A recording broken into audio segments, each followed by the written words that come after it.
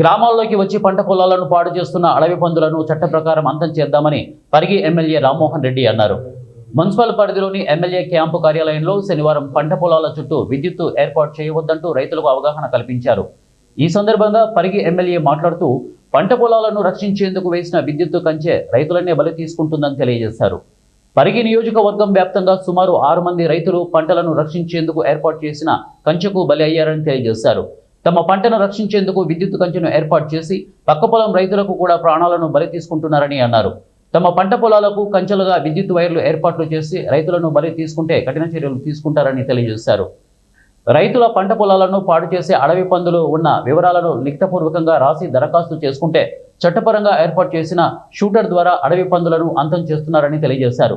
రైతులు ఈ సదావకాశాన్ని సద్వినియోగం చేసుకుని తమ పంట పొలాలను కాపాడుకోవాలని తెలియజేశారు. అక్కడ మన తహసీల్దార్ గారికి ఇవ్వాలి.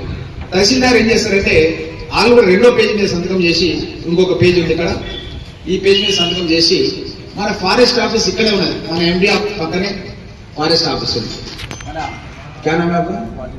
వాజిద్ అని మంచి ఆఫీసర్ ఉన్నాడు, సిబ్బంది ఆఫీసర్స్ అంతా ఉన్నారు ఇక్కడ. ఎవరో ఒకరు ఆఫీస్లో ఉంటారు. మార్నింగ్ నుంచి 10 నుంచి 5 వరకు ఆఫీస్లో ఉంటారు. పోయి ఈ 2 లెటర్స్ ఎవరైతే రైతు ప్లస్ స్పెషల్ ఆఫీసర్, ఇప్పుడు స్పెషల్ ఆఫీసర్ ఎలక్షన్స్ అయినాక సర్పంచ్ ఉంటారు, వాళ్ళు సంతకం చేస్తే చాలు, స్పెషల్ ఆఫీసర్ అవసరం లేదు. వాళ్ళు సంతకం చేసి వాళ్ళకు ఇచ్చేస్తే ఫారెస్ట్ ఆఫీస్ లో వాళ్ళు మన జమీల్ గారు షూటర్, వీళ్ళది ఒక 10 మంది టీం ఉంది.